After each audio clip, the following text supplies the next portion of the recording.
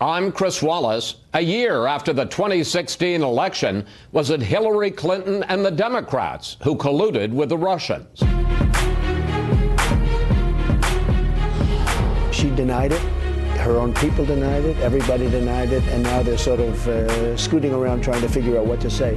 Who in the Clinton campaign approved paying for the Russia dossier on Donald Trump? And did they break the law? And what does it mean for the investigation into Russian collusion with the Trump campaign? We'll ask House Oversight Committee Chair Trey Gowdy, only on Fox News Sunday. Then, the GOP revolt. It's obvious his political model and governing model is to divide. I have children and grandchildren to answer to, and so, Mr. President, I will not be complicit or silent. What do Republican attacks on the president mean for the future of the party? We'll talk with Ohio Governor John Kasich, a Trump critic. It's a Fox News Sunday exclusive. Plus, President Trump and the Republicans still looking for their first big legislative win. This budget that we just passed in the House today brings us one step closer to historic tax reform. We'll ask our Sunday panel if they can make good on their promise of big tax cuts by the end of the year. And our Power Players of the Week, showing the struggles our nation's heroes face when they come home. All right now on Fox News Sunday. And hello again from Fox News in Washington. We begin with the latest reports. At least one person has been charged in connection with Special Counsel Robert Mueller's investigation into Russian meddling in the 2016 election. The reports say a federal grand jury approved the charges Friday. Those charges have been sealed by a judge, and anyone facing charges could be taken into custody as soon as tomorrow. Meanwhile, House Republicans are launching new investigations into Hillary Clinton, including the revelation that her campaign and the Democratic National Committee paid for opposition research that led to the Russia dossier that accused the Trump campaign of collusion with the Russians. Joining us now to discuss all this, Congressman Trey Gowdy, chairman of the House Oversight Committee. Chairman, let's start with the report from several news outlets that the first Mueller charges will be announced tomorrow. As a former federal prosecutor yourself, what will you be looking for? Well, first of all, Chris, we don't know who's being charged. Let's assume arguendo the reporting is true. We don't know who's being charged. We don't know what they're being charged for. We don't know the time period.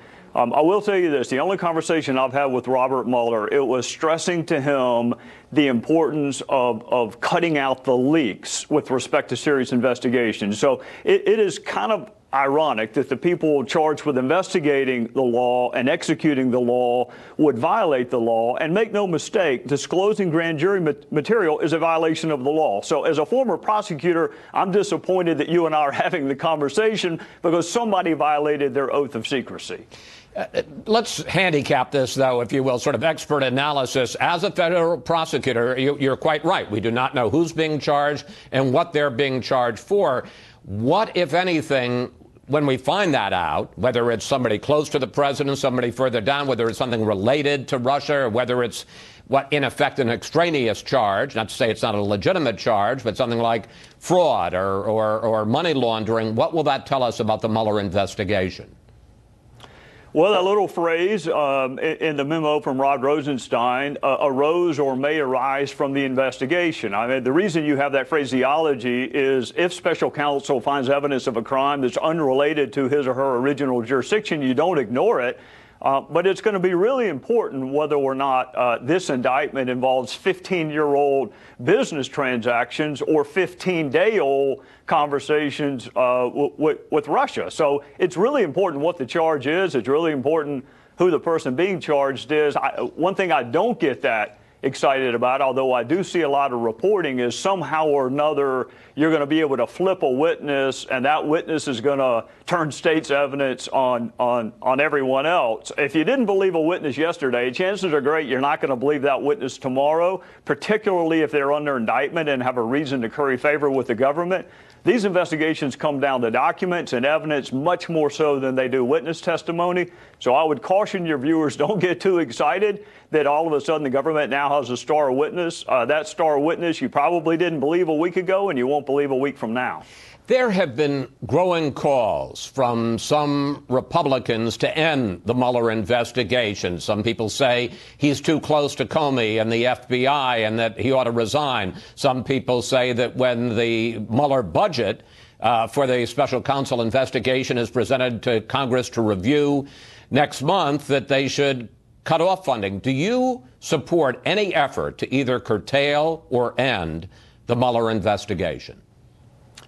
I don't, and I readily concede I'm in an increasingly small group of Republicans. I think Bob Mueller has a really distinguished career of service to our country.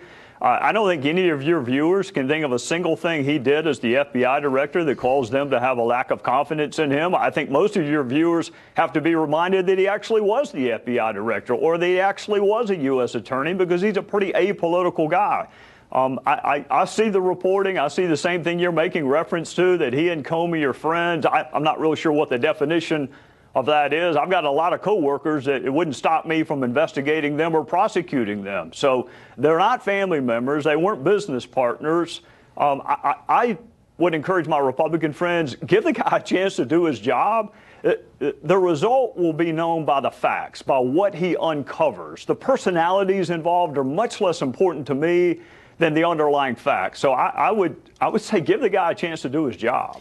Let's turn to the revelation this week that it turns out that the Clinton campaign and the Democratic National Committee paid for the opposition research that led to the writing, the formulation of this Russia dossier that makes all kinds of accusations against President Trump and his campaign.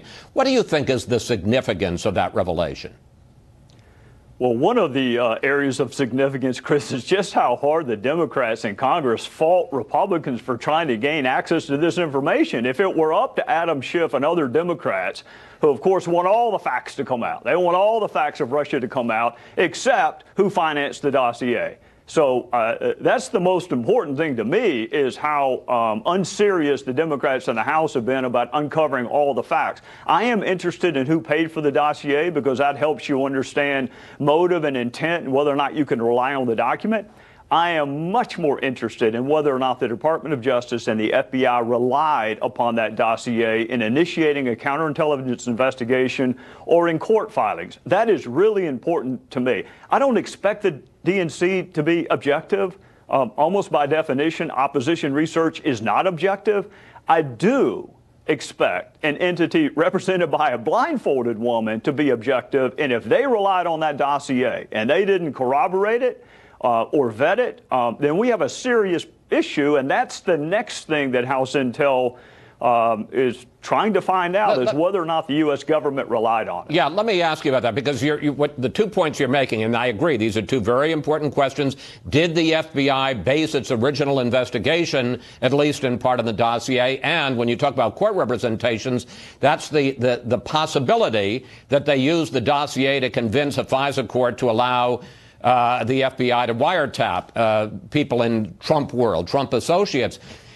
Do you have any evidence of that? I understand the investigation is just beginning. Well, actually, the investigation is not just beginning. We've been trying for a long time to get the Department of Justice to give us access to this information. It frankly took the Speaker of the House this week to tell the department that we're not going away. Chris, people don't like it when I say this, but it's actually true. It's sometimes hard to tell the difference between the Obama Department of Justice and the current Department of Justice in terms of transparency and their willingness to share information with Congress. This is a really simple request. Did you rely on the dossier? And if so, did you vet it before you relied upon it? You can answer that in 30 seconds, but it's taken 3 months for the Department of Justice, and only recently have they agreed to give us the information. So the battle is not just with House Democrats. Unfortunately, it's also with the Department of Justice to gain access to the information we need to wrap up this investigation. What about the fact that the Clinton campaign and the DNC, which paid $12 million to the law firm Perkins Cole that paid for the opposition research that led to the dossier, that in the FEC filings it simply says $12 million to Perkins Cole, the law firm, for legal work. No mention of the fact that it was also paying for Oppo research that went to Christopher Steele, a former British intelligence agency agent that went to the Kremlin, not the money to the Kremlin, but his investigation. As I understand it, that willful misrepresentation of campaign expenditures is a criminal offense.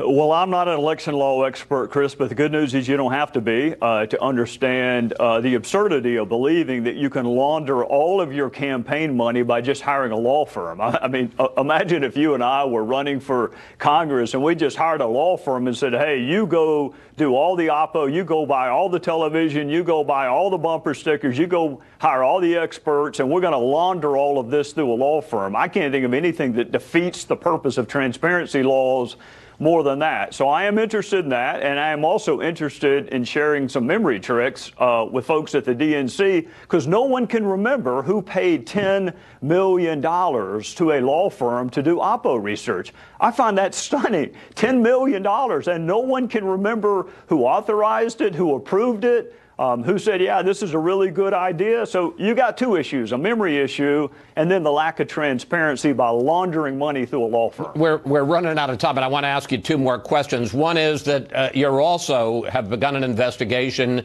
into the 2010 Uranium One deal. This was the deal under which 20% of America's uranium reserves ended up going to a Russian government agency. Hillary Clinton responded this week to all of this talk about her. I'd like to play the clip of her. The closer the investigation about real Russian ties between Trump associates and real Russians, the more they want to just throw mud on the wall, and I'm their favorite target, me and, President Obama. We're the ones that they always like to put into the crosshairs. So Secretary Clinton and other Democrats are saying that you and the Republicans are just trying to shift the conversation. Well, Chris, all the way back in 2010, Peter King and Ileana Ross-Layton, two of my colleagues on the House Intel Committee, sent a letter to CFIUS trying to better understand this transaction. In 2015, the House Oversight Committee also wrote the Obama administration trying to understand what CFIUS did, whether or not they had all the information. But Chris, also keep in mind, we've spent most of 2017 trying to better understand what Russia did to this country in 2016, not to the Democrats, not to the Republicans, but to this country. So what we know is that Russia was not our friend in 2016. It's not that big of a leap to ask, I wonder if they were our friends in 2010. That's not that big of a leap. It wasn't Republicans who gave the reset button to Russia. It wasn't Republicans who said we'll have more flexibility in a second term. It was a Republican named Mitt Romney who said Russia was our greatest threat, and the Democrats laughed at him.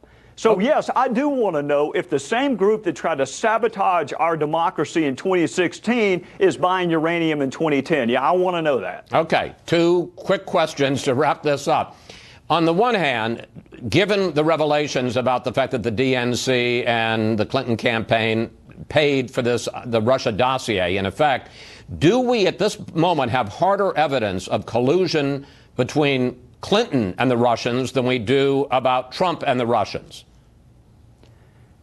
You know, Chris, there are 5 words that start with C: collusion, coordination, conspiracy, contact, and coincidence. And where this falls out in those 5 C's, I don't know. The word collusion has a criminal connotation to it. I think the premise of your question is accurate. For a long time, we've heard about all the ties between the Trump campaign and Russia, for which there is no evidence. And lo and behold, despite serious Democrat opposition, we have uncovered that the DNC was working with Russian actors to try to besmirch Donald Trump's reputation. So it's certainly interesting. Whether it's collusion, coincidence, coordination, I don't know yet. Right. And very briefly, we do know that, as you point out, the key is the Russians did interfere. They did hack the DNC files. They did hack and put out information about John Podesta's files.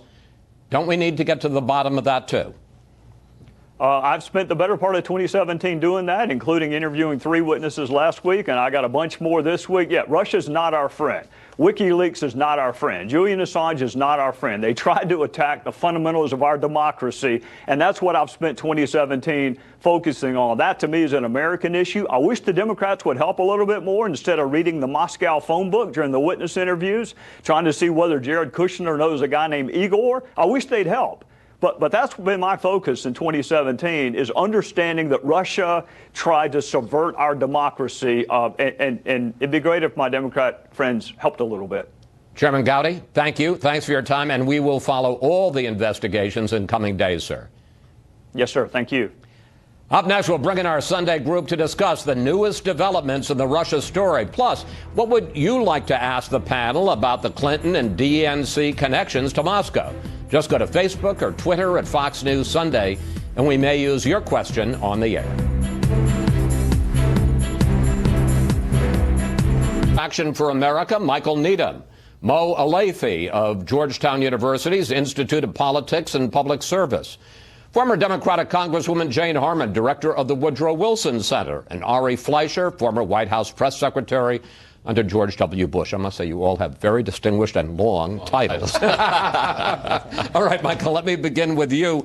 What do you make of these reports that Special Counsel Mueller has gotten the first charges filed by a grand jury in his investigation, and that whoever is being charged may be taken into custody tomorrow? Yeah, I think that what I've tried to say all year, I think the responsible position all year long has been to allow these investigations to play out, to see what the special prosecutor comes up with, and not to speculate in advance. And so we don't know what will happen tomorrow, if anything will happen tomorrow, if these reports are correct. But the investigation should allow itself to play out. The country has the right to know what Russia, who's an enemy of the United States, has done to try to undermine our democracy. And as we'll get to at the second part of this panel, we certainly have the right to know what other things have gone on with uranium, or the Russians, or the Democrats. And so we should all allow the information to come out, evaluate it once we know what we're evaluating, and maybe we'll find out more tomorrow. Congresswoman Harman, just to pick up on Michael's point, we don't know who's being charged, and we don't know what they're being charged for. But assuming that the reports are all correct and that indictments are announced tomorrow, won't that give Mueller more running room to continue his investigation? It probably will, and I applaud what Trey Gowdy just said on your program, that he supports Mueller and that there's no reason to believe that Mueller's a partisan actor. I think that's the place this investigation has to go. Sadly, it's kind of running out of steam on Capitol Hill, although I think they are entitled to get more information. But Mueller is a lawyer with impeccable credentials, and the country trusts him. And he's one of the few people the country seems to trust anymore, now that Congress is at 80% mistrust and the Trump administration is 70% mistrust. Let me turn to the other side of this, since there's only so much we can talk about something we have no idea what's going to happen, though that's never really stopped us. I want to turn to the revelation this week that it turns out that it was the Clinton campaign and it was the Democratic National Committee that paid for the opposition research that led to the Russia dossier. Democrats say that the Republicans' focus on that and also on the Uranium One 2010 deal is an effort to divert attention from the Trump collusion investigation. Here's an example. Apparently, there's more interest in what happened 7 years ago with Secretary Clinton than there is in the Russia investigation, and that's quite by design. Ari, what do you think of that comment by Adam Schiff, who's the top Democrat on House Intelligence, the clip that I played for Trey Gowdy from Secretary Clinton, that this is really an attempt by Republicans, the focus on Clinton, to change the subject? I think it shows that if there's something wrong with Russia, it's a one-way street, that if it involved Republicans, look at it. If it involves Democrats, don't. And that's problematic because it's about the United States. Look, I think too many people have gone too far, and now they are reaping what they sowed. We have created a modern-day Red Scare about all things Russia. To the point now where a uranium transaction that may or may not have been legitimate is now subject to this immense scrutiny because it involves Russia. And I find this all problematic. Russia is a problem. Russia is an enemy of ours, but we can also work with Russia on certain things. But when you listen to the rhetoric that's been created, everything that touches Russia is now suspect, and Hillary and her people have now got caught in the web that they created. But Isn't there a legitimate concern about the Uranium One investigation? We do not have hard evidence, and Fox News has been reporting on this for a couple of years now, but the fact is that people involved in the Uranium One deal gave millions of dollars to the Clinton Foundation. Bill Clinton gets a $500,000 speaking fee right at the time this is all coming down in 2010. Isn't that worth looking at? Of course it's worth looking at. I think it raises more questions about the Clinton Foundation than it does about the government or process. I don't know if Uranium One deal was legit or not legit. I do know that the issue about the dossier and the fact that it was paid for by the Clinton campaign is a serious issue. And as Vanity Fair reported in March of 2017, source A for that dossier was a senior Russian foreign ministry figure, and source B was a former top-level intelligence officer still active in the Kremlin. So we do know that the Clinton administration paid a foreign operative to get information from the Kremlin on Donald Trump.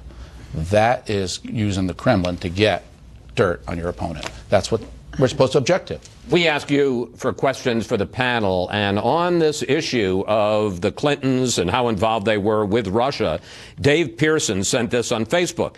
When is a second special counsel going to be appointed to completely investigate the corruption of the DNC and the Clintons with their Russian collusion? Mo, how do you answer, Dave?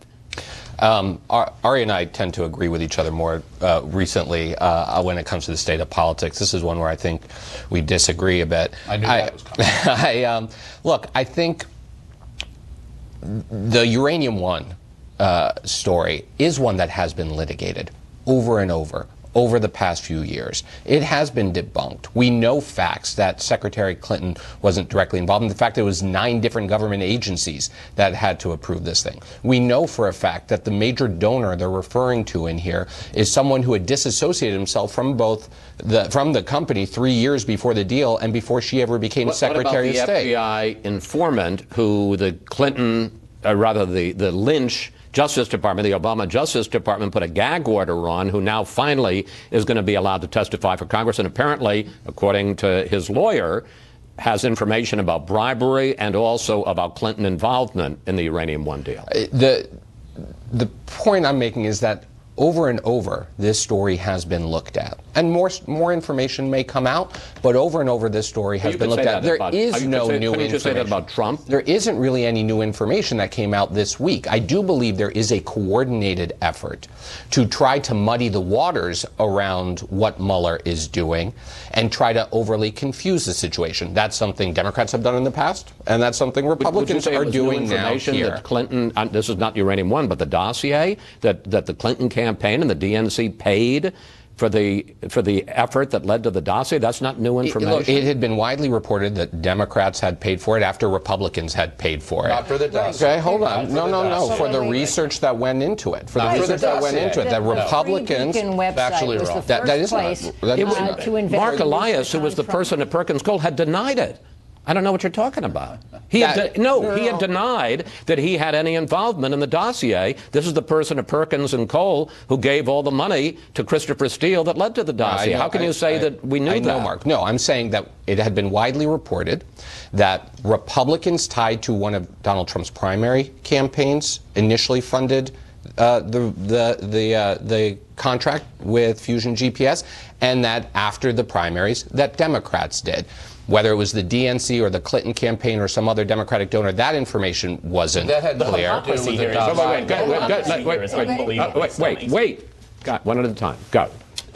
In 2012, Mitt Romney is asked during one of the presidential debates what he thinks the biggest threat to America is. He says Russia, and Barack Obama says, excuse me, the 1980s called, and they would like your foreign policy back. I was on this show a couple months ago, and Zeke Emanuel, the brother of Rahm Emanuel, Barack Obama's chief of staff, and a very prominent policy advisor to Democrats, says that this investigation is so important it goes to the bedrock of democracy. Now we find out that the DNC funded a dossier that relied, as Ari just said, on 2 senior Kremlin officials to go into this, and that dossier may have been used by the FBI or by the federal government to get a FISA warrant to but we don't know that. That's may have been, as I said, CNN reported. CNN has not been, overly kind all the time. CNN reports that may have been used to get a FISA warrant to listen in on the phone call calls of a senior member of the Trump campaign. That is outrageous. That goes at the bedrock of our democracy. That goes at Russia, which is a huge enemy. Mo, you got 20 seconds, and then we got to break because we got to go. Where I'm going to agree with you is that I think too many people in my party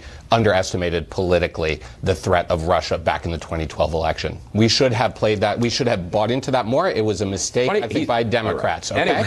But today, look, what he did. What the president and his campaign, or not the president, I don't want to overstep, but when Donald Trump Jr. and his associates met with someone who has clear ties to the Kremlin. Why is that any different? Why is that any different than what the Clinton campaign did? It needs to come out. All right, go ahead. Thank you. I'll give you the final word. Thank you. But it's got to be the final word. All right. The Free Beacon website was the first to invest in this kind of op research on Republicans. Yeah, but they didn't go to the Russians. No, they didn't. They were doing research. They didn't. Christopher Steele had not been hired at that point. First to finance file on Trump. It says the headline in the New York Times. The Washington Free Beacon is one of the great investigative arms out there. With all due respect, Congresswoman, they did not go to the Russians. They were simply involved in domestic research. That's a different thing than having Christopher Steele go to the Kremlin and talk to top Kremlin officials and get dirt. Well, op research is dirty. Surprise, surprise. Should it be relied on? No. Should it be the major part of our campaigns? No. We should have vision. There's a difference between op research in this country and op research with the Kremlin. Congresswoman, do you ever think it's appropriate for a political party to use senior Kremlin officials in their opposition research? I don't. That's what the DNC paid for. Well, let's find out more. But let Mueller find out what the truth is. And may we please end this panel? Please. We got a show to do. Thank you, panel. We'll see you a little later if we have any time left. But when we come back, the rise of Republican insurgents' open warfare with President Trump and what it means for the GOP. Ohio Governor John Kasich is next.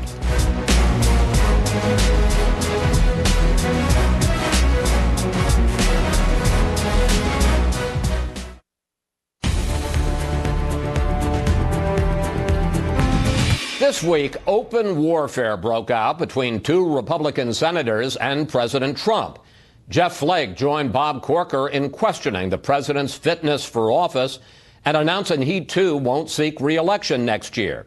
Their criticism highlights the growing debate inside the GOP about the future of the party.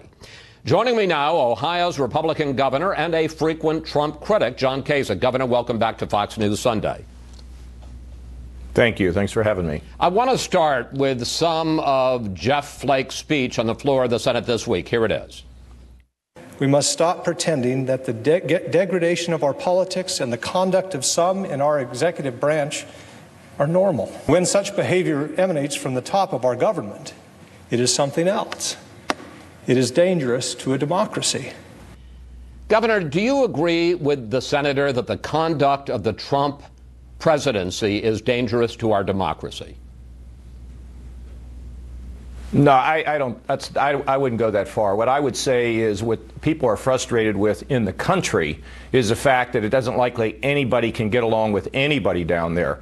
I focus on the policy things that I agree with the Trump administration on and those that I disagree upon. And I've never gotten into the, sort of questioning people's motives or their competence. I'm very concerned about policy. And Chris, really what's happening inside the party is there's a debate about whether the country should look inward and kind of withdraw and take care of itself, or whether the country ought to look outward. And these involve issues of trade and immigration and our relationship with our allies. And the most interesting thing that's coming, Chris, that you should focus on at some point, now that I'm the producer for your show, is that we are seeing the rise of millennials and Gen Xers in the 2018 election. They are now going to equal the baby boomers. And what does that mean? They think profoundly differently than what this inward-looking group of Republicans care about, because they care about the environment. They don't want to focus on all these social issues. They understand America's place in the world. They're comfortable with global outreach. It's immigration, another one. So what's going to happen over time is that the Gen Xers and the millennials are going to begin to overtake the baby boomers, and it will mean a profound shift in the way both the Republican Party and the Democratic Party function.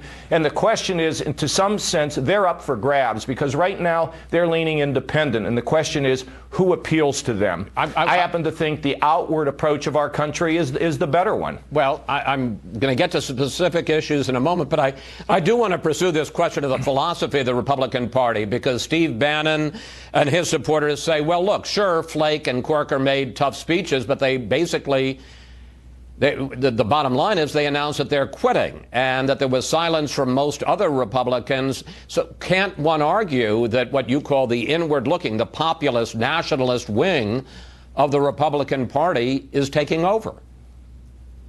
No, I don't think so. I think the bulk of the Republican Party, and I've been in the Republican Party since I was a college student, is one that believes in the fact that America has a place in the world. You know, Reagan talked about it, advances humanity. I agree. I think the bulk of the Republican Party does believe that immigration provides energy to our country. I think that the bulk of the Republican Party believes that America is special and has a place in the world at which to advance freedom and free enterprise and all those things.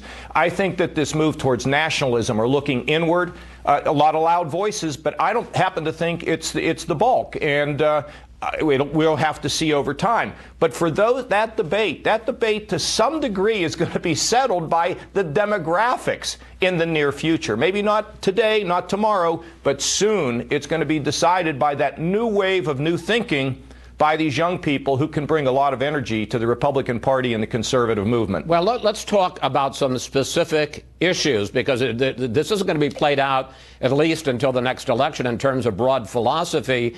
Republicans are going to unveil their tax plan this week, and according to reports, there are going to be big cuts in corporate taxes. There's going to be a dramatic hit to the debt, perhaps as much as $2 trillion increased national debt we're going to be taking on. Is that the right way for the party and the country to go on tax policy? Well, look, Chris, here's the thing. You need to have faster economic growth. Our economic growth over the last couple decades has been anemic, and that means people can't get work. That means that we don't have growth and opportunity and all the things that people want. I favor a tax bill. Our corporate taxes are too high. We can't compete as effectively in the world, and some companies just hightail it out of America because of that. So I do think we need a tax bill. When it comes to how do you pay for it, you know, I think in that case, I happen to believe that entitlements have to be reviewed, and it may be separate from the tax bill, but it needs to happen because debt is going to swallow us up if we're not careful. In our state, I've been able to cut taxes, but I've been able at the state, because we have a balanced budget requirement, to be able to pay for them. In order, instead of spending more in government, we gave money back to people. As a result, in Ohio now, we're up 490,000 private sector jobs since I've come in. That's up from a loss of 350. So lower taxes does matter. Better regulation matters. I think that's why the market's doing better right now, is because the Trump administration has been moving away from stringent regulations and more common sense regulations, and that's helped our economy to grow. On immigration, the president says he's willing to make a deal to protect the so-called dreamers, people brought into this country as children. But in return, he wants funding for his wall, and he wants tougher, more stringent limits on legal immigration. Your reaction? Yeah. I don't agree on really ratcheting down the number of legal immigrants that could come into this country. Immigration has always been sort of high-octane power for our country. It brings people in with a lot of energy and a lot of new ideas. Of course, we have to have a secure border. Everybody believes that. But to begin ratcheting down the number of people who can legally come here, I don't support that. And in terms of DACA, these kids who came here. One kid told me the other day he came when he was 7 months old. I think he's now 27. He's worried about what's going to happen to him. That's nonsense. Just let the pressure off those young people. They're contributing to our country, and the DACA thing should not be part of a negotiation. Let them stay in America. You don't have to give them citizenship, but let them stay in this country if they've been law-abiding. They're contributing. We began with Senator Flake's speech on the Senate, and I'd like to end with it. Here's another clip. When the next generation asks us, why didn't you do something? Why didn't you speak up? What are we going to say? So, Governor, when the next generation asks... I've spoken up more than anybody. I mean, but mine is not personal. Mine is policy. And I look at what we've done in Ohio, Chris, and here's what we've done here. We're not at a party that cuts anybody out in Ohio. My administration has included everybody. If the top does well, the people at the bottom ought to have hope. And as a result of that, I still have high job approval. My last re-election was overwhelming, and I'm a believer that everybody should be given an opportunity, not just those at the top, but also those who are struggling to get ahead. But and Governor, I believe that's the best approach Governor, for America. if you feel so strongly about the direction of the party and you don't like the way some people in the Trump wing want to take the country, I have to ask you, I've asked you before, why not consider at least running for president in 2020 for the Republican nomination against President Trump? Well, because, Chris, this is like 2017. I'm trying to be the best governor I can be. And I'm not thinking about what's going to happen. What's going to happen with me politically, I have no idea. There's such upheaval in the country right now. No one knows what's going to happen next week. So, look, all I want to do is contribute to bringing a calm voice that involves inclusion and everybody growing. Where that's going to take me, I really don't know. But I can tell you at this point, I'm not plotting or planning anything like that, Chris. That's just not where my head is right now. I am going to be a voice for the new generation, the next generation, and for what has traditionally been strong in the party. And I'm going to do my best to promote that. And you know what? I think it's going pretty well. Governor Kasich, thank you. Thanks for coming in today. Always good to talk with you, sir. Thank you, sir. God bless. Up next, we'll bring back the panel to discuss the big reveal. We find out this week what's in the Republican tax plan. Plus, President Trump's new war on drugs. We'll look at his plans to fight the growing opioid epidemic.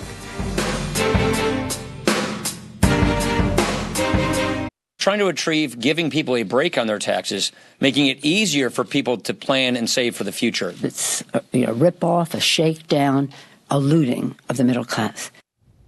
House Speaker Paul Ryan and Democratic leader Nancy Pelosi already fighting about who will benefit from the GOP tax plan before we even find out what's in it. And we're back now with the panel. Well, Michael, Republicans on the House Ways and Means Committee will unveil their plan on Wednesday. They've been very secretive about it, but we have heard some elements of it. And we've also heard this extraordinary timetable they're laying out. They want to pass it through the House and through the Senate, maybe different versions, by Thanksgiving. What do you make of all that? Well, I think as quick as possible is good. I mean, look, I don't think this has been a secret process. We had kind of an outline come out. We've had much more detail go on. We all know the basic broad strokes of it. I think Chairman Brady, the chairman of Ways and Means Committee, has done an incredible job putting this together. Do you like what you hear about the plan? I do. I think it's a good plan that's put forward that unleashes the type of growth. Here's what's going to now happen. Every single corrupt force of the status quo in Washington, D.C., the National Realtor Association, the home builders, the representatives of high-tax states, are going to all come in and try to pick apart this plan and protect their little carve-out. And so I think momentum and speed is something that unfortunately you need at this stage to get this plan, which has been talked about in the types of broad strokes that the vast majority of Americans need to know and want to know before all the National Realtor Association is just making totally kind of arguments about themselves and what's good for themselves. This is a tax cut that will be good for people who don't itemize, for people who do itemize. This is a great plan for the country, and we need to get it done before the forces of the status quo and the special interests tear it apart. Mo, from what we know, is it a great plan? And the economy, we just found out, grew by 3% for the second quarter in a row. Won't, if they get the tax plan and this continued growth, won't Republicans in 2018 be able to go to the country with a strong economy? They're banking on it. They're banking on being able to go with this because so far they don't have a very good track record of getting anything done. And so they know that if they don't get this done, they're in very serious trouble with voters. Now, whether or not it's a good plan, we're going to have to see how it plays out. So far, the things I hear, it doesn't sound very good. And, you know, Michael, just to toss back out the hypocrisy charge you threw earlier, the fact that Republicans are now okay with a blueprint that is going to blow a $2.4 trillion hole in the deficit when people who were I've been asked, that's not. I mean, if you're going to accuse me of hypocrisy, we have a spending problem in this country. The tax code should bring in the amount of revenue necessary to fund the constitutionally appropriate parts of government. But in fairness, the Republicans haven't called for those $2 trillion in spending cuts. Republicans are completely gutless when it comes to spending cuts. Nobody would deny that, but that's not hypocrisy on the part of anybody in this panel. We should have a tax code that makes sense. I'm saying the Republican Party, which has been fighting to rein in the deficit, seems to be okay now. Right? I'm not saying anyone on this panel. The party should be fighting to rein in spending. I hate to interrupt, but I do want to talk about one other subject because it's too important not to, and that is another big development this week, and that was that the president declared a public health emergency in terms of the opioid crisis, but he didn't declare a national emergency, which would have allowed access to more funds, and that resulted in two very different responses. It is time to liberate our communities from this scourge of drug addiction. Never been this way. We can be the generation that ends the opioid epidemic. What I would say to the president on that is, show me the money. Ari, why didn't, you don't know, but I mean, your speculation, why didn't the president, as part of this announcement, say, I'm going to ask Congress for X amount of money, and in failing to do so, did he step on his own announcement? Yes. I was surprised he didn't take that step, but it seems to me a perfectly natural and appropriate step for the president when he says this is a health emergency, to say we need more money to fight it in addition to flexibility. I was surprised because Republicans on Capitol Hill and Democrats as well will support more funding to fight opioids. So it should have been included as a statement. Now, it still is up to Congress. He couldn't have delivered it unilaterally, but I was surprised rhetorically, communications-wise, he didn't call for it. Congresswoman Harman, your thoughts about what the president did and didn't say in his announcement on opioids? He did the right thing. He should have funded it. But there have been a lot of missed opportunities here when we talk about tax reform. Penny Kasich, which I was part of in 1993, would have been a great way to cut the deficit, which is crucial. And then Bowles-Simpson, which was originated in the Obama administration, should have been seized by President Obama and Speaker Ryan, and would have put on the table the framework that would make the most sense, which is reforming entitlements, reforming taxes, and cutting spending.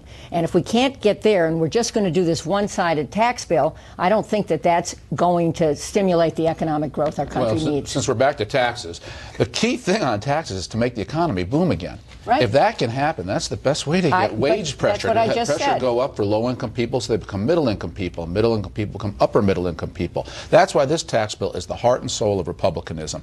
If they cannot deliver it, if they cannot find unity as a caucus because the individual provisions pull them apart, what's the purpose in having Republicans in Washington? And this is what it comes down to. And conversely, if they do pass it? If they do, the sky is the limit. This is what Republicans need. Because if the economy grows and wages go up for the middle class, Republicans are in great shape. They delivered everything they promised the people that they need.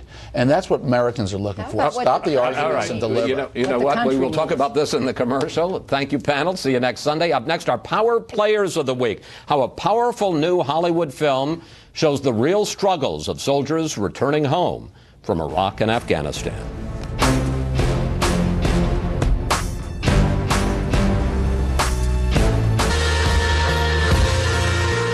There was a classic coming-home movie after the Second World War called The Best Years of Our Lives that won the Oscar for Best Picture. We haven't had that kind of film that tells the story of soldiers coming home from Iraq and Afghanistan and the challenges they faced. At least we haven't until now. Here are our Power Players of the Week. You get scrutinized if you mess up a military film, and those guys tear you up. Miles Teller is the star of the new movie, Thank You for Your Service. The riveting story of a group of soldiers who come home from Iraq. You can see the corner of the building right there. Jason Hall, who wrote American Sniper, wrote and directed this film. They step off the battlefield, they step off the plane, they come home, and the memories and the trauma of war continue to reverberate through them and into their lives here. Their story starts small. One day you're on the battlefield, and the next day, like in the movie, you're cooking pancakes for your daughter. How long have you been up? It's already 4 p.m. in Baghdad. Got one chocolate chip smiley face pancake for you. She doesn't like chocolate. Okay, I guess I missed that. They get flung right back into this life being a father and then being a provider. And what about you? Don't worry about me. And suddenly things are a little bit alien and a little bit off, and sometimes it can throw them throw them sideways. Estimates are 1 in 5 of the soldiers deployed to Iraq and Afghanistan suffers from some form of post-traumatic stress. The movie shows how many of them go to the VA looking for help. Yeah, we're backed up. It could be 6 to 9 months. Are you kidding? You think these guys can wait that long? I think there's a really good people operating in a very big kind of broken bureaucracy. They're your podiatrist, they're your trauma expert, and your brain surgeon.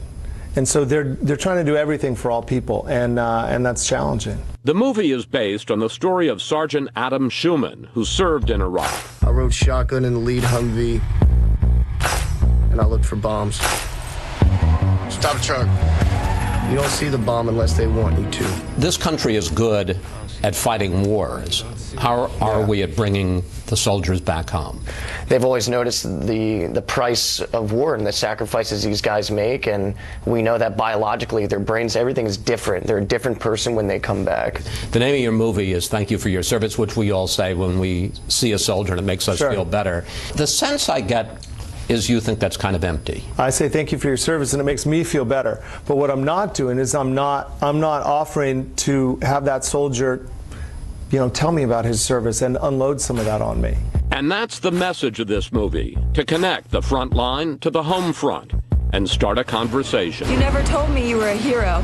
Don't spare me the details. I can take anything but quiet. So how do these guys heal? How does it happen? What I hope this movie does is I hope people see it, they understand a little bit more about what the veterans have been through, so they can offer them an open door. There's nothing easy about it, but these guys are soldiers, and they keep fighting to get better, to be a good father, be a good husband. I hope that it brings that closes the space between the civilians and the military, and what our understanding of what they've done and that service that they've given. Thank You for Your Service opened in theaters nationwide this weekend. It is a tough, powerful movie. Now, this program note. Be sure to tune into Fox News Channel this Monday, that's tomorrow, for our new primetime lineup. Starting with Martha McCallum at 7 Eastern, followed by Tucker Carlson and Sean Hannity. Then the debuts of The Ingram Angle with Laura Ingram at 10, and Fox News at Night with Shannon Bream at 11. You won't want to miss it. And that's it for today. Have a great week, and we'll see you next Fox News Sunday.